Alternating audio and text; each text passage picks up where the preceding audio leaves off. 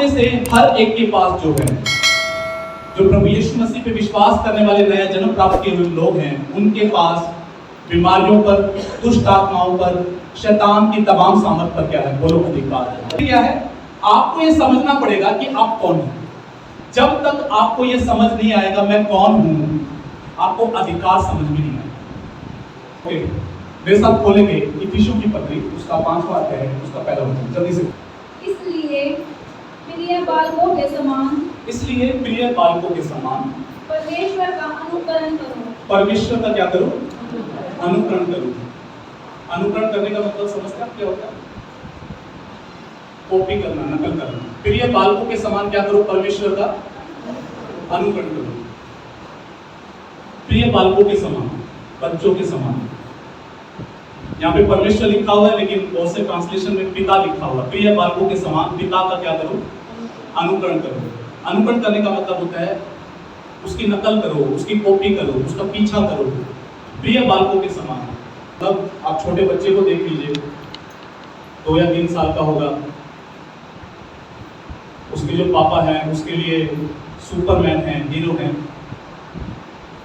तो बिल्कुल ऐसे एक्टिंग करेगा जैसा उसका पापा करता है। और परमेश्वर का वचन हमें ये बताता है कि यीशु मसीह हमारे लिए पद चिन्ह छोड़ गया है, उसका अनुकरण करने के लिए। क्या करने के लिए? क्या छोड़ के गया है? कोई पद चिन्ह छोड़ के गया है। पद चिन्ह का मतलब क्या हुआ? रेत में अगर कोई व्यक्ति चला है तो उसके पांव के निशान रह जाते हैं, नहीं रह जाते। देखिए यीशु मसीह ऐसे ही हमारे लिए क्या है, अपने जीवन से पद चिन्ह छोड़ के गया है, ताकि हम उसका क्या करें? अनुकरण करें, उसकी नकल करें, उसकी कॉपी करें। हालेलुया। और मैं बहुत समय तक ऐसा सोचता था कि इसमें नकल करने का सिर्फ इतना ही मतलब है कि यीशु के जैसा प्रेम करना सीखे, उसकी जैसी नम्रता हमारे अंदर हो, उसकी जैसी पवित्रता हमारे अंदर हो। तो मैं बहुत टाइम तक मैं ऐसे सोचता था कि उसको अनुकरण करने का मतलब है नम्र बनना, प्रेम करना, पवित्रता में जीना। तो बिल्कुल ये बात सच है, लेकिन आत्मिक यात्रा में मैं एक बात समझ पाया कि परमेश्वर चाहता है कि जैसे वो अधिकार रखता है, हम भी अधिकार रखना सीखें। यीशु मसीह कैसे अधिकार में चलता था? एक जगह साफ साफ ऐसा लिखा हुआ कि झील में आंधी तूफान आवे जो है, नाव थी, यीशु मसीह के चेले उसके अंदर थे, 12 चेले उसके अंदर थे, डूबने को हो गए। यीशु सो रहा था, उसको जगाया, बोला गुरु हम नाश हुए जाते हैं, तुझे पता नहीं क्या। यीशु उठता है, आंधी तूफान को उसी समय क्या कर देता है? शांत कर देता है, डांटता है, और आंधी तूफान उसी टाइम क्या हो जाते हैं? शांत हो जाते हैं। हालेलुया। और चेले एक बात बोलते हैं कि एक ऐसा व्यक्ति है कि जिसके पास आंधी और तूफानों को भी शांत करने का क्या है? अधिकार है। अगर आप और गहराई से आप पढ़ेंगे तो आप देखेंगे कि यीशु मसीह कहीं पर भी किसी के अंदर दुष्ट आत्मा आती थी तो अक्सर उस दुष्ट आत्मा को वो डांट मारता था, निकालता था अधिकार के साथ कि मैं तुझे आज्ञा देता हूं, इसमें से क्या कर? निकल जा। और तुरंत दुष्ट आत्मा क्या करती थी? निकल जाती थी। यीशु और लोग अक्सर अचंभा करते थे, ये कैसा व्यक्ति है कि दुष्ट आत्माएं भी इसकी बातें मानती है, इसको कैसा अधिकार मिला है कि दुष्ट आत्माओं को निकाल देता है। हालेलुया। किसी भी बीमारी को चंगा किया, अधिकार रखा, अधिकार इस्तेमाल किया और वहां पे कार्य किए। सेम ऐसे ही लिखा है, प्रिय बालकों के समान उसका क्या करो? अनुकरण करो। हालेलुया। सेम ऐसे ही जैसे यीशु अधिकार में चलता था, ऐसे ही आपको और मुझको अधिकार में चलने की क्या है? क्योंकि आपको सबसे पहले जानने की आपको ये समझना है आप कौन। आप ये समझ गए मैं हूँ कौन, आपको ये समझ में आ जाएगा कि अधिकार चलाना कैसे। हालेलुया। कितनों के पास आधार कार्ड है? आपके नाम उस पर लिखे होंगे, 12 नंबर का जो है वो आधार नंबर होगा। उस समय के लिए उस आइडेंटिटी को भूल जाइए, उस पहचान को इस टाइम पे भूल जाइए। मैं आपको नई पहचान बता रहा हूँ। आपकी नई पहचान क्या है? जब आप नई पहचान को समझेंगे तब आप अधिकार को समझेंगे। हालेलुया। आज बहुत सारे प्रभु के लोग, मसीह लोग, आपको पता है क्यों डिफीटेड और हारी की जिंदगी जी रहे हैं शैतान के सामने? क्योंकि उन्हें अधिकार नहीं पता। क्यों शैतान आके चारपाई को हिला जाता रात को? हालेलुया। क्यों आगे वो दबा जाता है? एक के बाद एक सभा, आप में से कुछ लोग एक के बाद एक सभा अटेंड करते जा रहे हैं, बट कुछ लोगों के अंदर सेम वही प्रॉब्लम, वही उल्टी आना, वही उल्टे जैसा अनुभव होना।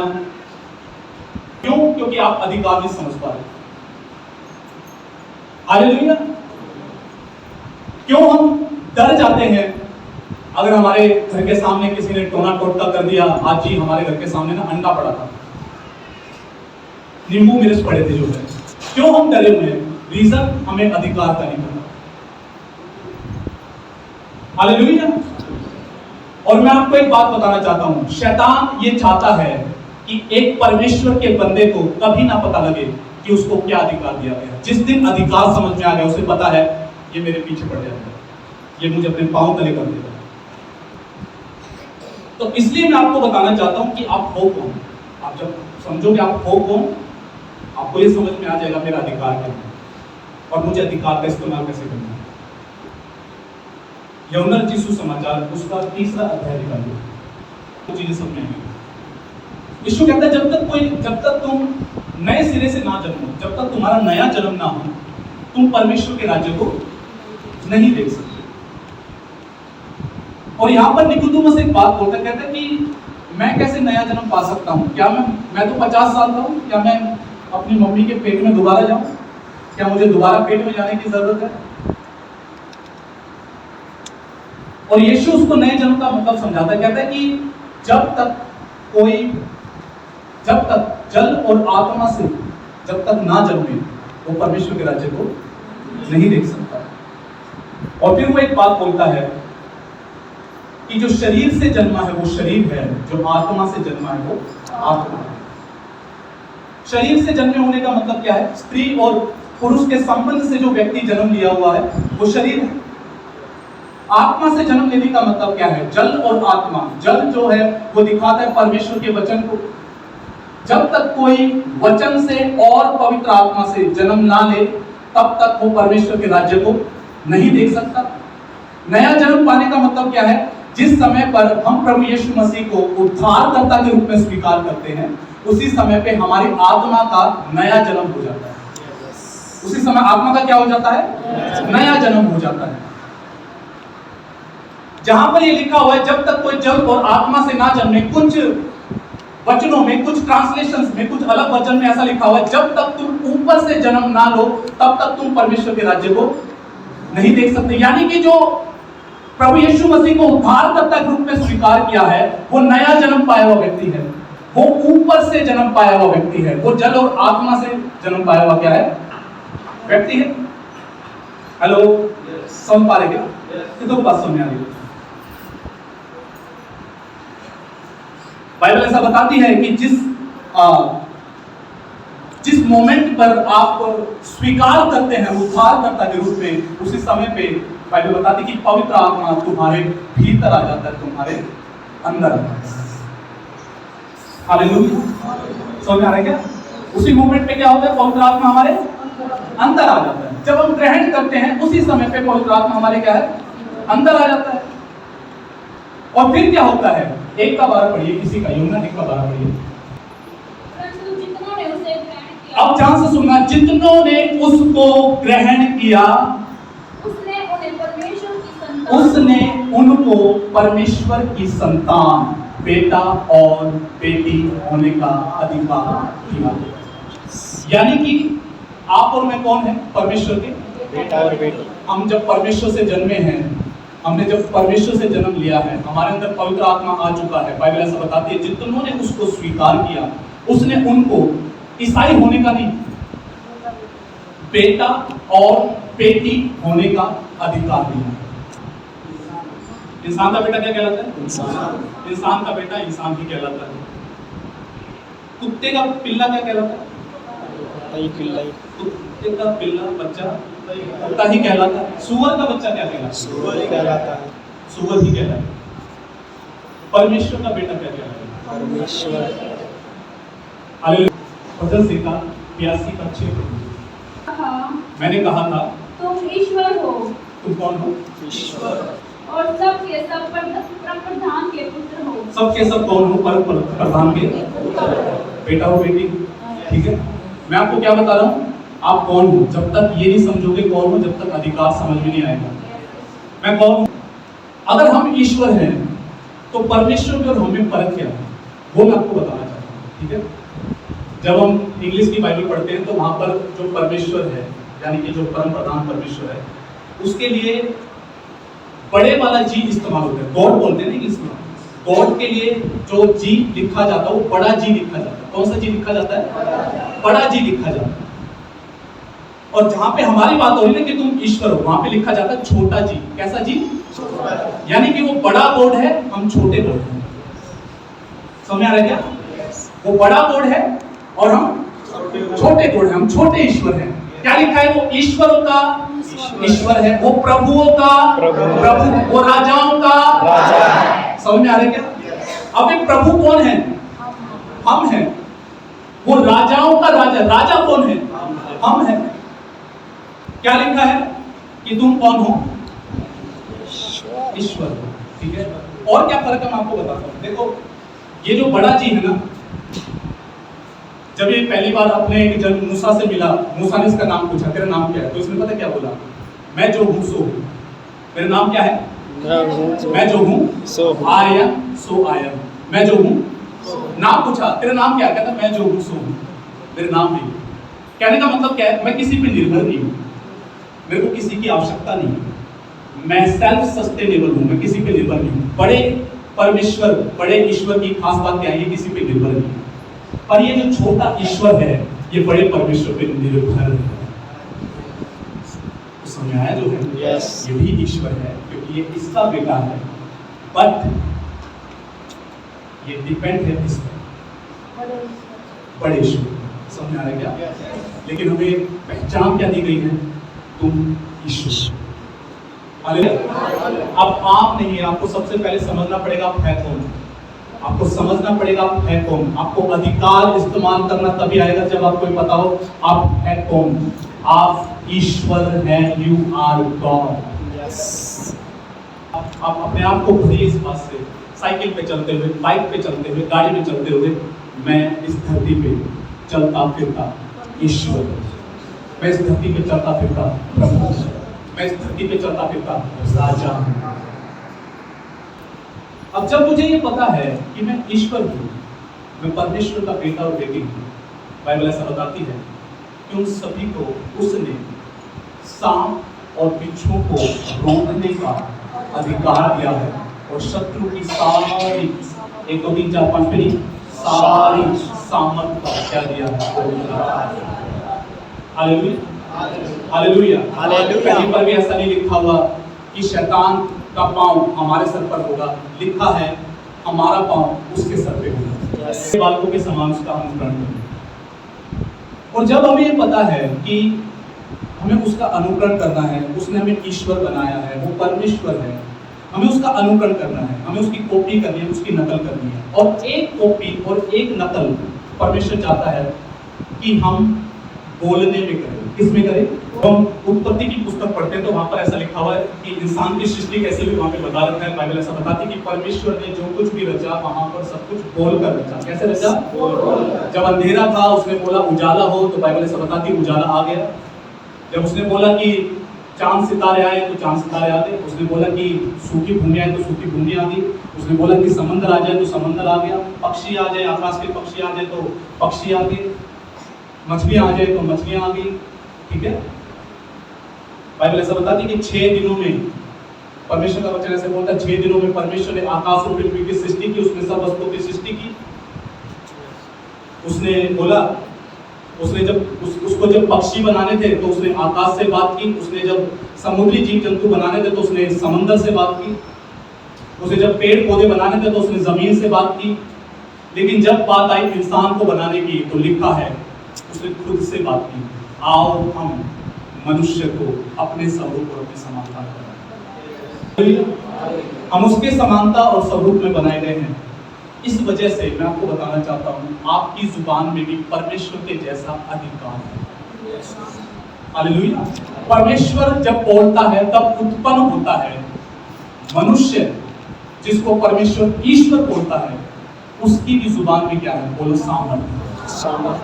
हालेलुया। और बिल्कुल उत्पन्न करने की सामर्थ्य, क्रिएट करने की, उत्पन्न करने की सामर्थ्य। फर्क सिर्फ इतना है कि परमेश्वर जब बोलता है वो तुरंत हो जाता है। कैसे हो जाता है? तुरंत हो जाता है। हम जब बोलते वो तुरंत नहीं होता, लेकिन एक बात को आप जब लगातार बोलते रहोगे तो एक दिन वो घट जाएगा। हालेलुया। समझ में आ रहा है क्या? आप जिस बात की घोषणा, डिक्लेरेशन अपनी जुबान से करेंगे, आने वाले कुछ महीनों में, सप्ताह में, आप अपनी लाइफ में, जिंदगी में वही देखने जा रहे हैं जो आज अपनी जुबान से बोलेंगे। क्योंकि परमेश्वर का वचन ये बताता है तुम ईश्वर हो, तुम परम प्रधान के संतान हो, और क्योंकि आप संतान है, बेटा और बेटी हैं, आपकी जुबान में भी बोलो अधिकार है। तो क्या लिखा है? प्रिय बालकों के समान उसका क्या करना है? अनुकरण करना है। और एक चीज में परमेश्वर अनुकरण करवाना चाहता हूं, पता है क्या है? बोलने में। बोलो बोलने में। सुनो ध्यान से, देखो बाइबल ऐसा बताती कि गहरे जल के ऊपर जो था अंधियारा था। क्या था? अंधेरा था। तो परमेश्वर ने आके ये नहीं बोला अंधेरा अंधेरा अंधेरा, क्या बोला? उजाला। हमारे साथ क्या है? प्रॉब्लम है तो हम क्या बोलते हैं? मुसीबत, मुसीबत और मुसीबत। याद रखना जुबान में क्या है? बोलो उत्पन्न करने की पावर है, सामर्थ्य है। ठीक है, आप जो निरंतर लगातार आप बोलेंगे, आप निरंतर लगातार जो बोलते चले जाएंगे, याद रखना उत्पन्न हो जाएगा। तो जब परमेश्वर ने अंधकार को देखकर अंधेरा नहीं बोला, उजाला बोला, तो परमेश्वर ये चाहता है कि आप और मैं भी प्रॉब्लम को देखकर प्रॉब्लम ना करें, हमें उसका उलट बोलना स्टार्ट करना है। अगर मान के चलो कोई व्यक्ति बीमार है और वो लगातार ये बोले मैं बीमार हूँ, मैं बीमार हूँ, मैं बीमार हूँ, मैं बीमार हूँ, नो, बाइबल बोलती है अपने आप को बोलना शुरू करो, मैं प्रभु यीशु मसीह के कोड़े खाने से चंगा हो चुका। मैं प्रभु यीशु मसीह के कोड़े खाने से चंगा हो चुका। मैं प्रभु यीशु मसीह के कोड़े खाने से चंगा हो चुका। मैं प्रभु यीशु मसीह के कोड़े खाने से चंगा हो चुका। हालेलुया। समझ में आ रहा है? अगर आपको ये लगता है कि मेरी लाइफ ब्लेस नहीं है, आप जितना ये बोलेंगे ना मेरी जिंदगी आशीषित नहीं है, मेरी जिंदगी बेकार है, जिंदगी झंड है, जिंदगी नरक है, वो नरक ही रहेगी, क्योंकि आप अपनी जुबान से बोल वैसा नहीं है। अगर लाइफ को बदलना है तो सबसे पहले जुबान को बदलना है। देखा कि जैसे एक घोड़ा रस्सी से कंट्रोल होता है। किससे कंट्रोल होता है? घोड़ा पावरफुल होता है, नहीं होता? ताकतवर है घोड़ा, स्टैमिना है, फुर्तीला है, घोड़े में ताकत है, नहीं? घोड़े में ताकत है। क्या लिखा है? सिर्फ, लेकिन फिर भी किससे नियंत्रित होता है?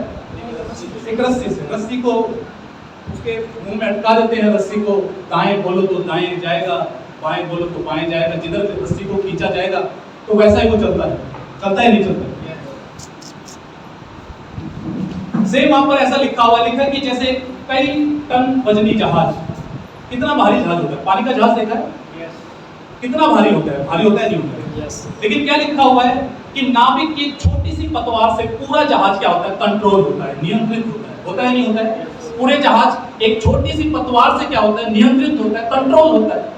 एक पावरफुल घोड़ा जो है एक रस्सी से नियंत्रित होता है, कंट्रोल होता है। लिखा है ऐसे ही तुम्हारी जुबान तुम्हारे पूरे जीवन को नियंत्रित करती है। आज अगर मैं जुबान से बोलूंगा, अगर मैं ये घोषणा आज से शुरू कर रहा हूं, मैं आशीषित हूं, मैं ब्लेस हूं, मैं मसीह यीशु में स्वर्ग के स्थानों में सब प्रकार के आत्मिक आशीषों से आशीषित हूं, मैं प्रभु यीशु मसीह के कोड़े खाने से चंगा हो चुका हूं, मेरे शरीर पर किसी भी बीमारी का कोई अधिकार नहीं है। अगर मैं आज से ये बोलना शुरू करूंगा, मैं वही उत्पन्न कर रहा हूं, और आपकी जुबान आपकी जिंदगी को दिशा देनी शुरू कर देगी। Yes, hallelujah. वचन में ऐसा लिखा हुआ, जीव के वश में जीवन और मृत्यु क्या है? दोनों। मेरा आपसे सवाल है, आप जुबान से क्या डिक्लेयर कर रहे हैं? मैं आपको फिर बता रहा हूँ, आत्मिक जगत आपकी जुबान को रिस्पॉन्स करता है। क्यों रिस्पॉन्स करता है पता है? आप आम नहीं हैं, आप परमेश्वर के बेटा और बेटी संतान हैं। आपकी जुबान से जो निकलता है स्पिरिचुअल वर्ल्ड उस बात का रिस्पॉन्स करता है, उस बात का रिस्पॉन्स करता है। शैतान भी रिस्पॉन्स करता है। जब आप नकारात्मक शब्द इससे निकालते हो, अच्छा बीमारी बोल रहा है, इसके तमाम जिंदगी भर में इसको बीमारियों में ही रखूंगा। वो आपके चारों तरफ ऐसा एटमोसफेयर बना देगा कि आप डॉक्टरों के पैसा लगाते रह जाएंगे और आपकी लाइफ नहीं बदलेगी, क्योंकि आपके शब्द नहीं बदलेंगे। एक बार ये भाई राम दवाई बता रहा था, इसके जांग में जो है फोड़ा हो गया था, फोड़ा था ना, बड़ा फोड़ा था, फोड़ा हो गया था और उसमें दर्द होता था। और जो नजफगढ़ में जो अस्पताल है डाबर खेड़ा अस्पताल, सबने सुना हुआ डाबर खेड़ा के बारे में, सबको पता है। तो ये उस अस्पताल में गया, डॉक्टर के पास गया, डॉक्टर ने दवाइयाँ लिखी 6 महीने की, 6 महीने की लिखी, 6 महीने का बोले कि दवाइयों से 6 महीने में जाएगा, तुरंत आराम चाहिए तो ऑपरेशन करना पड़ेगा। तो उन दिनों में नया नया आया था और अक्सर कलिसिया में यही शिक्षा चलती थी जुबान की पावर के बारे में, जुबान की सामर्थ के बारे में।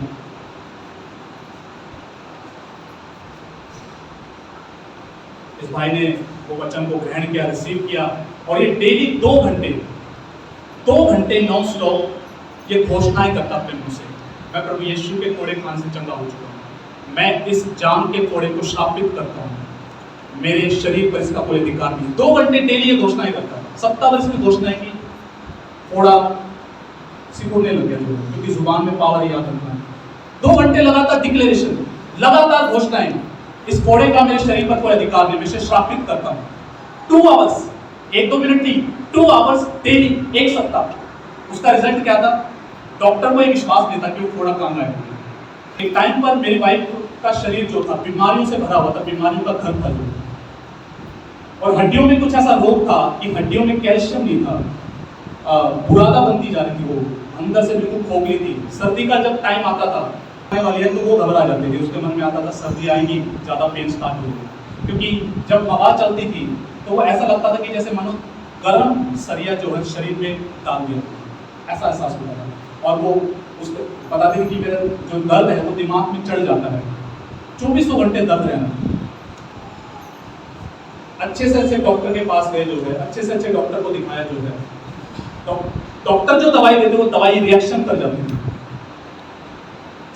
असर नहीं था किसी भी दवाई का।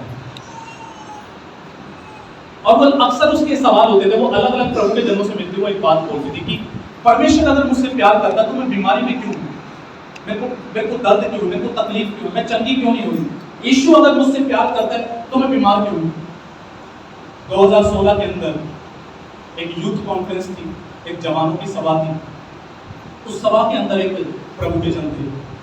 उन प्रभु के जन के पास जाके जो है मेरी वाइफ ने बीमारी के बारे में बात किया, तो उन प्रभु के जन ने एक ही बात बोला, बहन आप ऑलरेडी चंगे हो चुके हो, बस इसे मुंह से बोलना शुरू करो। हालेलुया।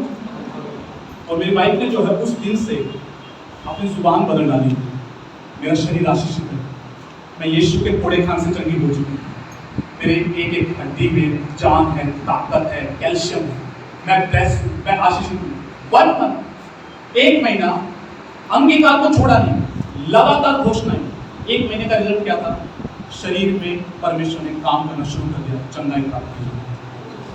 आज कोई पेन नहीं, आज कोई दर्द नहीं, आज वैसी हड्डियां कमजोर नहीं और कोई दवाई नहीं, क्योंकि दवाइयां असर ही नहीं करती। एक बात बोलूं, आपका चमत्कार आपके मुंह में है और कहीं नहीं। बोलिए अपने पड़ोसी को, तेरा चमत्कार तेरे मुंह में है। बोलिए तेरा चमत्कार तेरे मुंह में है। बोलिए तेरा चमत्कार तेरे मुंह में है। समझ में आ रही है? परमेश्वर के वचन में एक घटना है। एक व्यक्ति था जिसका नाम था जकरिया और एक का नाम था, उसकी वाइफ का नाम था एलिशिबा। दोनों बूढ़े थे, दोनों को संतान नहीं थी, दोनों क्या थे? बूढ़े थे। संतान के लिए प्रेयर करते होंगे, प्रार्थना करते होंगे। वो याजक था परमेश्वर का, वो दुआएं करते होंगे, प्रार्थनाएं करते होंगे, परमेश्वर संतान दे, परमेश्वर संतान दे। दोनों ही 5 थे, दोनों को संतान नहीं थी, बूढ़े हो चुके थे।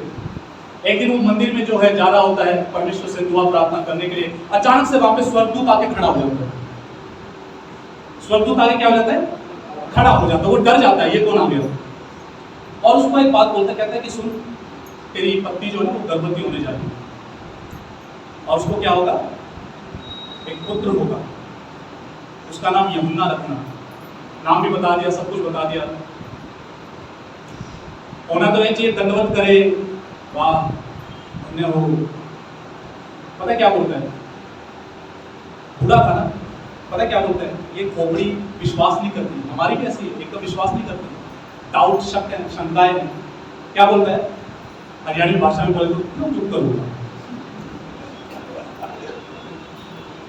क्योंकि बूढ़ा है, वाइफ क्या है, बूढ़ी है, क्या बोल रहा है, क्यों चुप करूंगा।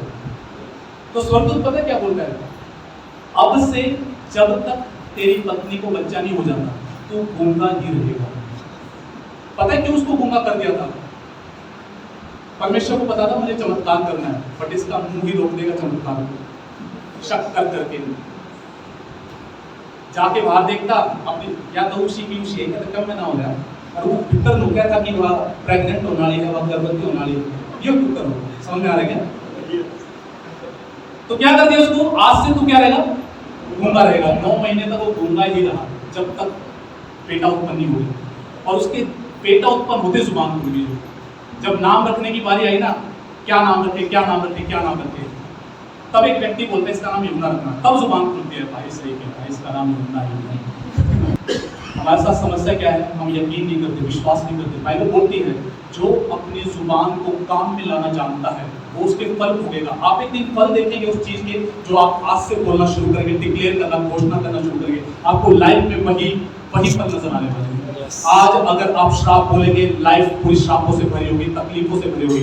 आज आशीष और चंगाइयां और ब्लेसिंग बोलना शुरू करेंगे आप आने वाले टाइम में, क्योंकि आपकी जुबान, याद रखना, स्पिरिचुअल वर्ल्ड रिस्पॉन्स करता है जुबान को, पक्का ये रिस्पॉन्स करेगा आने वाले टाइम में, वही लिखेंगे। हालेलुया। पानी की तस्वीर दिखाई, एक ऐसे पानी को जिस पर अच्छा बोला गया है, और एक ऐसा पानी जिस पर बुरा बोला गया। दोनों पानी की तस्वीरें दिखाई, वास्तव में दोनों की तस्वीरों में फर्क था। पानी के जो मॉलिक्यूल्स होते हैं, अब मॉलिक्यूल्स को क्या बोलेंगे हिंदी में, मुझे पता नहीं, कण बोलेंगे, कण, हाँ कण। तो जो पानी के जो कण थे, जो है हिंदी उसमें पानी के जो कण थे, एक पानी पे जिसपे श्राप बोला गया था, उसके कण जो थे बिल्कुल बेकार से थे, उसकी तस्वीरें बड़ी बेकार से दिखने में, और जिसपे जीवन बोला गया था उसके कण बड़े खूबसूरत थे, दिखने में भी वो पानी खूबसूरत लग रहा है। लगातार जिन पे घोषणाएं की गई, बोला गया। हालेलुया। समझ में आ रहा है क्या। एक एक्सपेरिमेंट करके देख लेना, गारंटी देता हूं मैं आपके घर में पेड़ खोदा होगा, चाहे पानी डाल लीजिए और डेली इसको श्राप दीजिए, तेरे अंदर फल नहीं लगेगा, तू सूखेगा। सुबह शाम जब दिखे तू सूखेगा, पानी दीजिए, बोलिए सूखेगा, आपको कुछ टाइम बाद नजर आएगा सचमुच में सूखा। हेलो, ये जुबान की पावर है, जुबान की सामर्थ्य है, क्योंकि आप आम नहीं हैं, आप परमेश्वर के बेटा और बेटी हैं, आप ईश्वर हैं, आप धरती पे चलते फिरते राजा हैं, प्रभु हैं, ईश्वर है। जब मैंने अधिकार को समझा, मैं आपको एक बात बताता हूँ, आपने नोट किया होगा, मैं कभी भी किसी व्यक्ति के लिए प्रार्थना नहीं करता। मैं ये नहीं कहता कि परमेश्वर चंगा कर दे, क्योंकि मुझे पता है कि अधिकार मेरे पास है। बीमारियों को डांटा जाता है, ये नहीं बोला जाता चंगा कर दे, उसको बोला जाता गेट आउट। शैतान के सामने, सुनो ध्यान से, मैंने ऐसे लोगों को देखा कई बार, शैतान के आगे गिड़गिड़ाएंगे, दुष्टात्मा के आगे गिड़गिड़ाएंगे, रोएंगे, पर मैं आपको बताना चाहता हूं, सुनो ध्यान से, वो रोने से नहीं जाने वाला, उसको जूतियां चेंज होगी। अधिकार के साथ खड़ा होना सीखो तो वो भागेगा। वचन में लिखा है शैतान का सामना करो तो तुम्हारे पास है भाग निकलेगा। डॉक्टर जॉन जी लेकी के बारे में अक्सर मैं पढ़ता हूँ कई बार, जो है तो मैं उनका एक आर्टिकल पढ़ रहा था, और 1 lakh documentary healing, 1 lakh documentary मतलब रजिस्टर्ड चमत्कार, 1 लाख। अक्सर लोग उनके बारे में पढ़ते, उनके सीक्रेट को समझने की कोशिश करते, सीक्रेट क्या था। उन्होंने एक सीक्रेट ये बताया, उन्होंने बोला मैं कभी बीमारों के लिए प्रेयर नहीं करता, मैं ये नहीं कहता कि परमेश्वर चंगा कर देगा, मैं ये बोलता हूँ यीशु के नाम में है बीमारी छोड़ और भाग यहाँ से। मैं ये नहीं कहता कि परमेश्वर चंगा कर दे, मैं ये बोलता हूँ कि आप चंगे हो चुके हो। समझ में आ रहा है क्या। 1 लाख डॉक्यूमेंट्री हीलिंग, और जब वो सुबह उठते थे तो शीशे में देखते एक बात बोलते थे, वो कहते थे हे यू, तू जो शीशे में दिख रहा है, तू ईश्वर है। जब वो शर्ट डालते थे तो शर्ट डालते हुए एक बात बोलते थे, इस शर्ट को ईश्वर पहन रहा है, ये चप्पल जो पहन रहा है ये कोई आम आदमी नहीं पहन रहा, ये स्वयं ईश्वर पहन रहा है। हालेलुया। उन्होंने अपने दिमाग में पूरा एक भर लिया था कि मैं कोई आम व्यक्ति नहीं हूं, मैं इस धरती पे चलता फिरता ईश्वर हूं, परमेश्वर हूं, मैं परम प्रधान की संतान हूं। जिस प्रकार से 2020 में कोरोना वायरस आया, कोविड-19 आया, उसी समय पे आज से 100 साल पीछे जब चले जाए, उनके टाइम पर भी ऐसे वायरस आया था, डेडली वायरस, और बहुत सारी करोड़ों मौतें हुई थी उनके टाइम पे भी। जैसे कोरोना के टाइम पे कोई हाथ नहीं लगा रहा था, डॉक्टर्स भी जा रहे थे तो किट पहन के जा रहे थे, नर्स हो, डॉक्टर हो, हर कोई किट पहन के जा रहा था। उस टाइम पे भी वही वाला सिस्टम था, मास्क पहनो, किट लगाओ, यही वाला सिस्टम था। लोग $2,000 देने के लिए तैयार थे, हमारे मरीजों की केयर कर लो, देखभाल कर लो, हमारे मरीजों को बचा लो। $2,000 का मतलब क्या, लगभग 2 लाख रुपए हो। उस टाइम पे क्या रेट था मुझे पता नहीं, आज के टाइम से बता। तो हमारे उनकी केयर कर लो। डॉक्टर जॉन जी लेक जो है, ये बिना किट पहने हुए पेशेंट्स के लिए जाके प्रार्थना करते थे, उनकी केयर करते थे, उनकी देखभाल करते थे, उनको खाना देते थे, पानी देते थे। डॉक्टर्स की नजर पड़ी, डॉक्टर्स ने बोला आपके पास जरूर इसका एंटीडोट है, मतलब इसकी काट है। क्या है? एंटीडोट है। दुनिया मर रही है, आपके पास एंटीडोट है, आप दे क्यों नहीं रहे हो? बताओ कहां पर एंटीडोट? लैब में लेकर आते उन्हें बोला कि भाई एंटीडोट बताता हूँ। एंटीडोट ये है कि मुझे ये विश्वास है कि परमेश्वर मेरे भीतर रहता है, और जब ये वायरस मुझे छुएगा तो ये वायरस डेड हो जाएगा। हेलो, परमेश्वर मेरे भीतर रहता है, मेरा ये विश्वास है, जब ये वायरस मुझे छुएगा तो ये डेड हो जाएगा, मर जाएगा। बोले यकीन ये तो करके देख लो। उन्होंने वायरस लिया, उसे देखा, जीवित वायरस था। डॉक्टर जॉन जी लेक के हाथ पे रखा, डेड हो गया। निजामपुर से एक आंटी आती थी, उनकी बेटी को सडनली पथरी, 3 mm की पथरी बता रही थी, 3 mm की पथरी, और डॉक्टर ने बोला कि ऑपरेशन करना पड़ेगा, तुरंत ऑपरेशन करना पड़ेगा। दर्द में तड़प रही थी। मैं उस टाइम पे था, मेरे पास फोन आया, मैंने कॉल रिसीव किया, मैंने उस बहन के लिए, मैंने अब उस बहन को ये नहीं बोला कि प्रभु आपको चंगा करेगा या प्रभु तू चंगा कर दे। मैंने वहाँ पे अधिकार लिया, मैं प्रभु यीशु के नाम में इस पथरी को आज्ञा देता हूँ कि मेरे से निकल के चली जाओ। 5 या 10 मिनट बाद फोन आता है, वो कहते कि दर्द चला गया। शाम को दोबारा जब पूछा गया तो बोले कि दोबारा रिपोर्ट हुई तो पथरी गायब थी, पथरी थी उल्टियों के द्वारा बाहर। हालेलुया। ये अधिकार है आपके अंदर, क्योंकि आप आम नहीं हो, आप इस धरती पे चलते फिरते ईश्वर हैं, आप परमेश्वर के बेटा और बेटी हैं। ये मैं नहीं कह रहा, ये स्वयं परमेश्वर आपके लिए बोलता है। आज से अपने आप को सबसे पहले आम सोचना बंद करें। हालेलुया। आम सोचना बंद करें। बीते दिनों एक बहन मुझसे पूछी थी कि बीमारी क्यों आ जाती है, तो मैंने एक बात बोला, मैंने कहा बीमारियां, एक्चुअल में आपको बीमारियां आ नहीं सकती, बीमारियां आप ग्रहण करते हो, बीमारियां नहीं आती, बीमारियां आप ग्रहण करते हो। जब तक आप ना चाहो आपको बीमारियां हो नहीं सकती। शैतान बीमारी नहीं देता, शैतान लक्षण देता है। शैतान क्या देता है? कैसे? आपको लगा आज बदन हल्का टूटा लगा, लक्षण आ रहा है, हल्का सा जुकाम हो रहा है, आज लग रहा है आज में जुकाम हो रहा है।